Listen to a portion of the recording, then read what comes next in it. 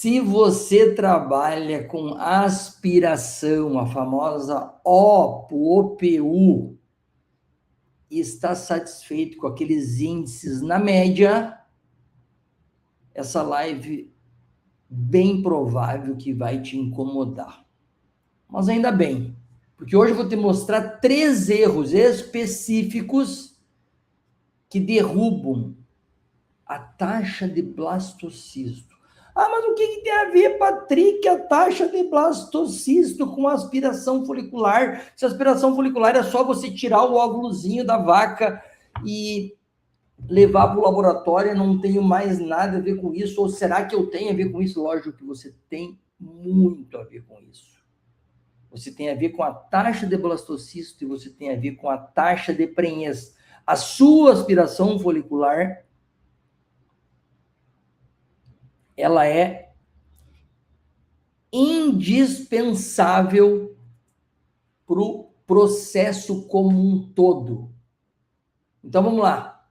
Eu vou te falar de 3 que eu considero bem importantes e pessoas que estão começando, pessoas, muitas vezes, que já são aspiradores, mas que não são aspiradores de elite, eles cometem. Protocolo padrão para todas as doadoras. Esse aí é fatal. Esse aí é fatal. As pessoas acham que tudo é igual. O outro, foco excessivo na quantidade de ócitos. Ai, mas eu aspirei uma vaca que deu 300 ócitos. Mas e aí? Como que foi?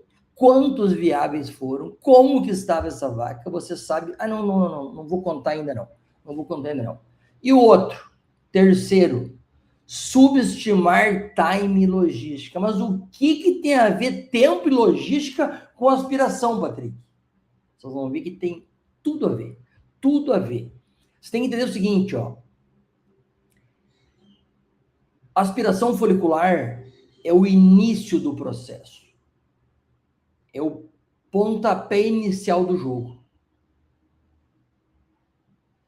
E tem uma série de coisas que podem acontecer com o óvulo. O óvulo. O óvulo é uma célula aqui, ó. É um gameta feminino. Então, tem uma série de coisas que podem acontecer com esse rapazinho aqui no decorrer do processo, até isso aqui ser fecundado e lá no futuro virar um bezerrinho. Tem umas vaquinhas ali, não tem? Ó. Tá vendo? Ó? Uma vaquinha parida lá, uma buzerazinha parida lá, ó. Não conseguindo enxergar. Então, até virar aquilo lá, tem muita coisa que pode ocorrer. Mas por que esses índices, essas taxas padrões são perigosas? Por que você não pode seguir na média? Porque o mercado está evoluindo.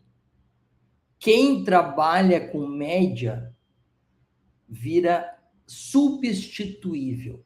As pessoas medianas, e eu falo até que muitos chamam de medíocre, o medíocre vem do médio, do mediano. Ele é facilmente substituído. Essa live é para quem quer aumentar o índice, é para quem quer chegar num patamar de aspirador de elite. Mas deixa eu me apresentar aqui, muitos de vocês talvez não me conheçam, vocês podem ter entrado no meu YouTube agora, pesquisando lá sobre aspiração. Meu nome é Patrick Pereira, sou médico veterinário, trabalho com reprodução assistida há mais de 25 anos, tenho orgulho de falar que aspirei mais de 90 e...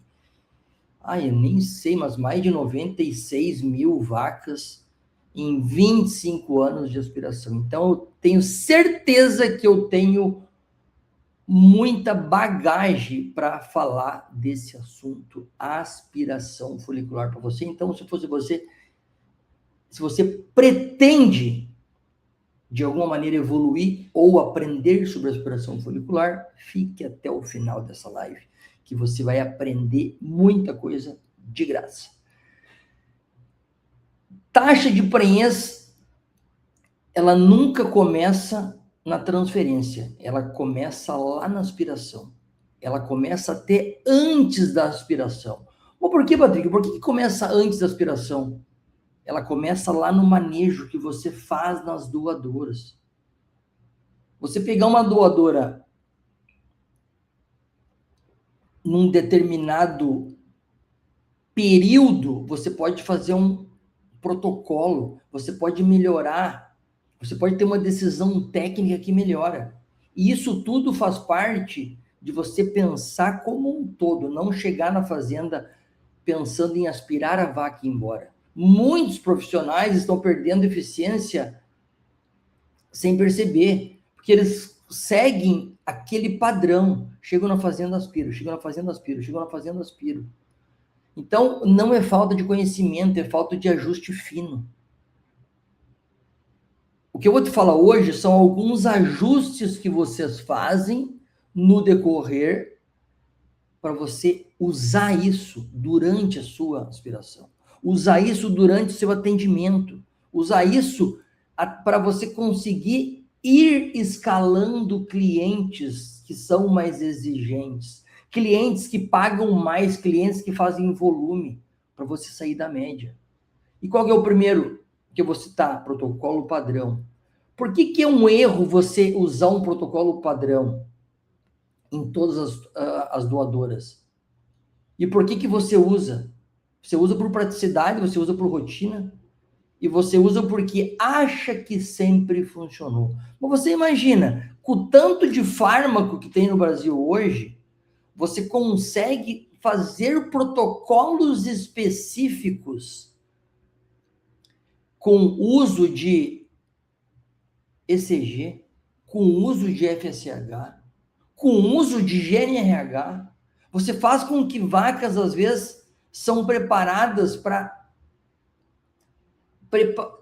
se anteciparem fisiologicamente.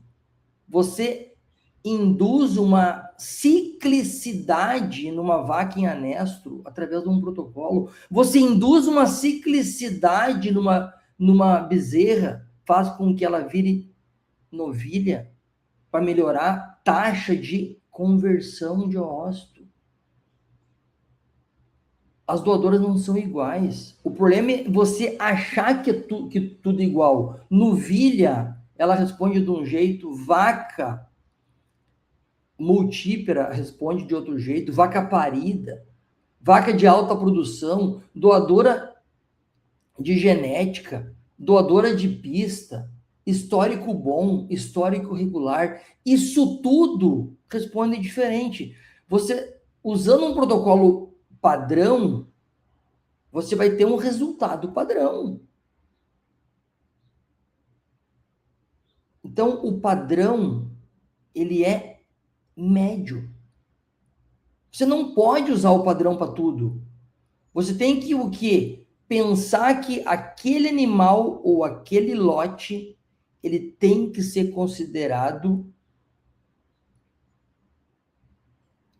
pela fisiologia do dia, do período. Eu estou numa época seca, as doadoras estão magras, estão com um déficit calórico.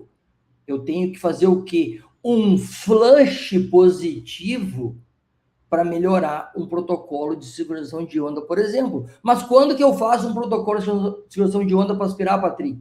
São 6 dias antes da aspiração. Porque eu sei que eu preciso de 5 dias, com 3 dias eu começo uma divergência folicular e com 5 eu aspiro. Então, são 6 dias antes. Eu posso casar o quê? Eu posso casar um manejo nutricional junto com o manejo do protocolo. Eu coloquei a doadora num protocolo para sincronizar a onda hoje. Eu posso fazer um flush de energia. Eu posso subir essa energia para fazer com que esses folículos que eles venham de uma emergência folicular, eles venham mais beneficiados. Eu tendo energia, eu vou ter mais condições desses ócitos estarem melhores. Ah, Patrick, mas você não fala que a foliculogênese ela é mais longa? Sim, mas quando você tem o início de uma nova onda, você pode fazer alguns ajustes que você beneficie esse ósseo que você vai aspirar. Então, isso é uma consequência que você consegue fazer que ocorra na hora. Quando você não se preocupa com isso, existem alguns pontos que você nem se dá conta. Oscilação de resultado na aspiração, muitas vezes é porque a vaca está passando fome. Percentual de blastocisto imprevisível é porque falta algum ajuste fino. Prenhez inconsistente. Mas, Patrick, mas por que uma prenhez vai ser inconsistente e tem a ver com a aspiração? Porque a doadora já não estava bem lá atrás. A média de blastocisto não vai estar boa. Bem provável que a prenhez também pode não estar boa. E qual que é uma correção que você faz na prática? Você classifica as suas doadoras, você vê que categoria essa doadora está. Ela é uma bezerra? Ela é uma novilha? Eu posso fazer um protocolo para ajustar? Ela é uma vaca parida? A vaca parida, ela está dando mamar para o bezerro. O que ela precisa? Ela precisa que o bezerro se alimente. Então, o ovário é segundo plano. Você tem que entender que o ovário não é órgão vital. Não sendo um órgão vital, eu vou ter desvio de nutriente através da corrente sanguínea de útero e de ovário. Então, isso vai me repercutir aonde? Na produção de ósito. No histórico de produção embrionária depois. Então, vocês têm que entender que qualquer ação que você fizer vai melhorar a condição de ósito, vai melhorar, consequentemente, a produção embrionária. Você tem que ir ajustando os protocolos. O profissional da elite, ele ajusta o protocolo com a categoria. Isso aí vai ser uma cadeia. Isso aí você vai ter um reflexo em melhores ósitos, mais viabilidade de ósito, melhor taxa de blastocisto e, consequentemente, melhores índices de prenhez. Entendam que uma coisa leva a outra. Mas você não fala que o importante para a prenhez, Patrick, é a receptora? Sim, mas o embrião tem que estar bom. Se o embrião não estiver bom, a receptora não vai adiantar estar bem. Se o embrião for fraco, a receptora, mesmo boa, ela não vai emprenhar. Então, pensem como profissionais da elite. O elite, ele ajusta protocolo. O mediano, ele repete o protocolo. É totalmente diferente. Pensem como veterinários da elite. Façam um protocolo de ajuste de sincronização de onda folicular por categoria animal do período, do dia. Eu tenho uma doadora que produz bem ósito. Eu tenho um protocolo específico para essa doadora. Eu tenho uma doadora que produz muito pouco. Eu tenho um protocolo específico para a doadora que produz muito pouco. Eu tenho uma doadora que está gestante, Patrick. Eu posso protocolar? Eu posso sincronizar onda? Sim, pode. Você pode usar um GNRH, que você vai causar o início de uma nova onda, você vai causar uma emergência folicular e você vai esperar ela no 5º dia. Então, existe protocolo para cada coisa. Então, tratem doadoras de maneira diferente. Próximo erro, observação por quantidade. Gente, esse é um erro clássico. A pessoa comemora, eu aspirei, eu coletei 280 ósitos da vaca, ou 280 ósitos do lote. Mas quanto que virou embrião? A taxa de blastocisto foi boa? Não adianta nada você coletar 280 e ter 28 embriões, ter 10%. Você tem que ter média de 30, 35, 40. A média nacional é 30, você tem que buscar que a sua média esteja acima da média para você ser da elite. Mas depende de mim, Patrick? Lógico que depende. Você vai ver vários Você pode ter vários ajustes dentro da sua aspiração que você vai beneficiar o ósito. Pensa que o ósito é um gameta feminino, ele vai sair de dentro de um folículo. Você vai puncionar esse ósito. A partir do momento que você punciona ele, você tem que cuidar dele. Pequenos ajustes vão fazer com que a quantidade que você coletou de ósito fiquem menos lesionados. Eu tirei uma célula que ela tem ao redor dela uma camada de células do cúmulus. Quanto mais células do cúmulus tiver, melhor vai ser o ósito. Então, tem classificação de grau 1, de grau 2 e de grau 3. O grau 1 tem mais células do cúmulus, o grau 2 tem um pouquinho menos, o grau 3 tem uma camada só. Qual que é o melhor? É o grau 1. Então, quanto mais ósseo o grau 1, 2 tiver, melhor. Normalmente tem mais grau 3. Mas se eu não tiver camada de célula do cúmulo, vai ser um ósseo sem cúmulos ou desnudo. Ele é considerado inviável. A taxa de fecundação do sem cúmulos é menor do que do grau 1, do que do grau 2, do que do grau 3. E o que acontece, por exemplo, numa aspiração, se eu só preocupar com a quantidade? Eu não vou regular uma bomba de vácuo, então posso ter uma pressão excessiva de bomba de vácuo. Se eu não aferir essa bomba de vácuo, eu posso ter problema nesses ósseos, uma aspiração mais agressiva, porque eu estou pensando só em furar, eu vou lesionar mais essa vaca. Na seleção, o selecionador pode ter uma manipulação mais descuidada. Isso vai me trazer um problema no que você coleta mais, mas compromete mais a qualidade citoplasmática do ósseo. E você, consequentemente, vai fazer cair número de ósseos viáveis e vai fazer cair número de blastocistos produzidos. Então, você tem que entender o seguinte, ó, quantidade é vaidade. Eficiência é lucro, é lucratividade. E o que você pode fazer na prática para melhorar isso aí? Aferir a sua bomba de vácuo, por exemplo. Mas como que eu afiro minha bomba de vácuo, Patrick? Toda aspiração, quando você vai lavar a primeira vaca, antes de você entrar na vaca, você testa a bomba. Você vai lá e lubrifica o sistema já para aquecer a agulha, aquecer seu capilar, para você não começar a aspirar no seco. E você já está vendo aquele fluxo contínuo.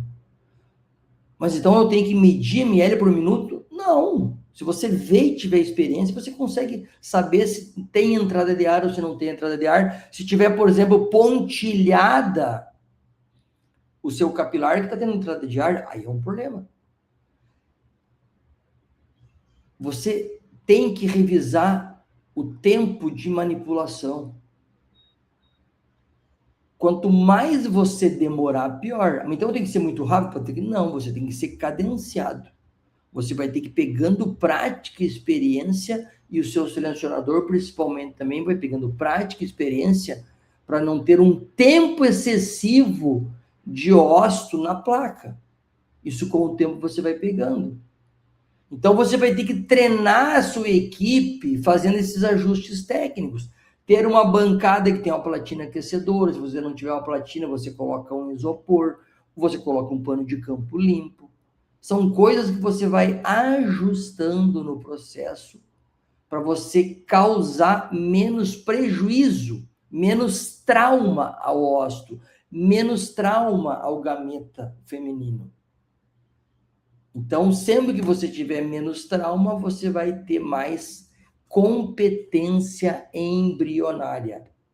Lembrando, você está coletando um ósseo que é um gameta feminino, que é uma célula. Quanto mais cuidado você tiver com essa uma célula, melhor vai ser o seu índice de embrião e melhor vai ser a sua taxa de prenhez. Então, esse foi o segundo erro. Qual que é o terceiro erro? E esse é importantíssimo. E essas pessoas, muitas vezes, elas passam desapercebidas. Elas nem acham que é um erro. Muitas vezes elas pensam que isso aí não faz diferença no processo e faz total diferença. Time e logística. Mas por que tem a ver o time, o tempo e a logística, Patrick? As pessoas acham que o trabalho ele termina na aspiração, ele não termina. Você pode ter muito problema no tempo de transporte. Você não pode exceder o tempo de transporte. Qual que é o período máximo para chegar esse ósseo no laboratório, Patrick? 23, 24 horas, mas chega antes é melhor. Por que é melhor, Patrick? Porque o pessoal do laboratório preparam as placas. As placas, elas são de acordo com a chegada dos oócitos. Tem a ver com acasalamento. Você pegar o acasalamento antes, você já antecipa para o laboratório. Para eles prepararem essas placas é por touro. Eles têm, para preparar uma placa, eles têm que fazer com que esse meio seja aquecido, esse meio chegue na temperatura certa, esse meio chegue na condição certa. Então, gente, o trabalho de vocês começa na aspiração e depois segue todo um trabalho dentro do laboratório. Então, esse tempo de transporte, o controle térmico, outra coisa importantíssima. Se você, por ventura, fazer com que esse ósseo caia a temperaturas baixas, você perde o trabalho, e se ele sobe, ele perde o trabalho. Mais do que 39 graus, você perde o trabalho. Vai que você para o carro para almoçar e não tem sombra e você esquece a transportadora no carro, você perde o trabalho. Desçam com a transportadora na mão. Vamos pegar aqui mais. Com a transportadora na mão, desçam com ela na mão. A transportadora, ela não esfria, ela só aquece. Se você esquecer e não descer com ela na sua mãozinha, ela vai cozinhar os ossos, literalmente. Outra coisa que eu vejo de falho, comunicação com o laboratório. Avisem se vai atrasar, avisem se teve algum problema na fazenda, se comuniquem com o laboratório. O laboratório se antecipando, eles podem ver o que eles fazem para melhorar um resultado. Então, muitas vezes, pequenos atrasos, eles causam grandes impactos. Você fazer uma FIV atrasada, você pode ter uma consequência muito grande na conversão. Embrião, ele não espera a sua organização. Você pode ter certeza que o embrião, ele é perecível. É um processo de biologia, gente. Não adianta.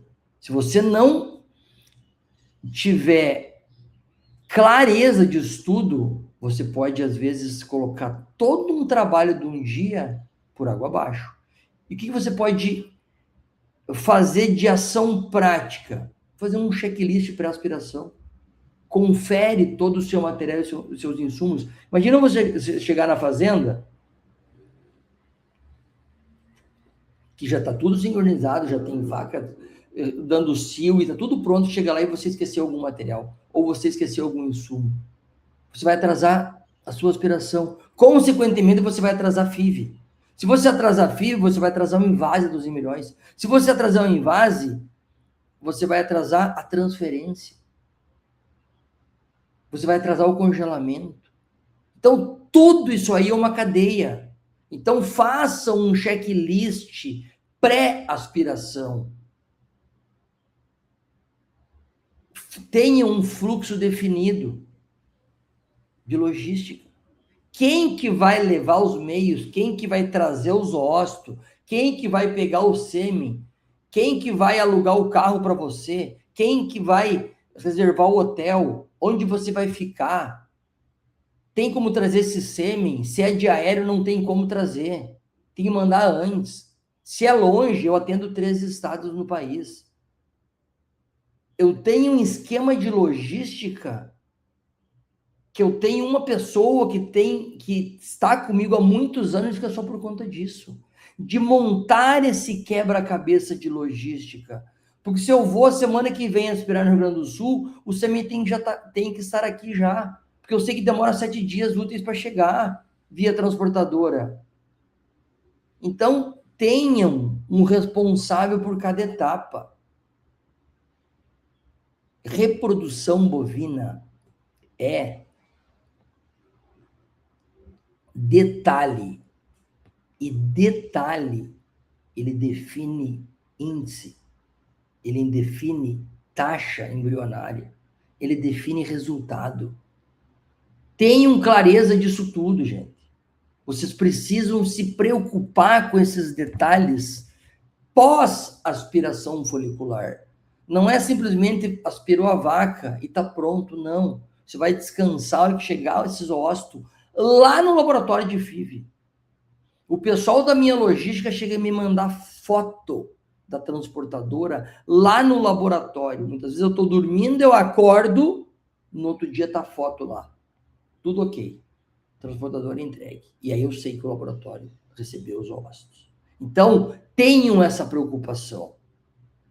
Quais os benefícios de corrigir tudo isso? Se você se preocupar com esses 3 problemas que eu te citei, quais os benefícios que você vai ter quando você corrige esses 3 pontos? O índice seu vai estabilizar. A sua previsibilidade vai aumentar. Isso é bom. Imagina você com um índice estável, você não tendo oscilação de resultado. Excelente. Você começa a ir para outro nível. Quando a sua previsibilidade aumenta, você consegue ter uma previsibilidade para falar assim, caramba, eu coletei nesse dia, eu vou chegar no meu objetivo, que é produzir tantos embriões para transferência fresco, tantos embriões para congelamento, para estoque. A taxa previsível é sossego, é tranquilidade. Com isso tudo, a sua autoridade começa a crescer. E quando você começa a crescer a autoridade, você deixa de torcer e passa a controlar. Quando você controla o trabalho, você começa a ser visto diferente na fazenda. As pessoas olham para você e falam assim, esse cara toma conta do projeto para mim, ou toma conta do projeto do fulano. Só que muitas vezes você pensa assim, se isso que eu estou te falando está te incomodando, você pensa assim, mas minha taxa já é boa. Só que boa não faz parte da elite. A elite busca taxas muito boas. Ou você fala assim, eu sempre fiz assim. Mas aí você tem que pensar que o mercado mudou. O mercado, ele busca pessoas que estão sempre se reinventando, acompanhando tecnologia, acompanhando protocolos novos, participando de inovações, de grupos de pesquisa, indo a congressos, a simpósios. Outros falam assim, meu problema são as vacas, porque eu atendo só gado de leite. As vacas respondem, gente, melhor quando o manejo é refinado, quando o protocolo é ajustado. Você não pode colocar a culpa no animal que você atende. Você tem que buscar o quê? Uma maneira de melhorar esse resultado. Conversando com pessoas. Buscando novas experiências com colegas. Se você corrigir esses 3 erros, a sua taxa, ela vai parar de oscilar. E você vai começar a ir para um outro nível.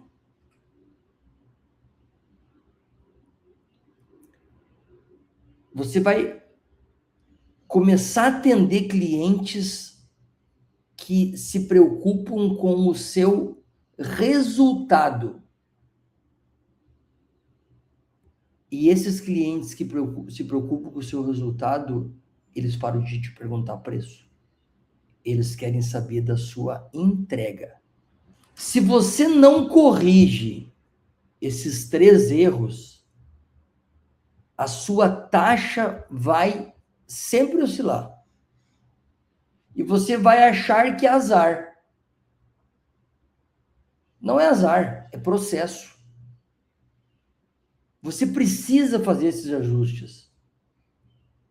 Comenta para mim aqui, ó, qual desses erros você mais identificou na sua rotina? Ou me chama no direct para entender como entrar na formação Aspiradores de Elite. Taxa alta não é sorte, é decisão técnica.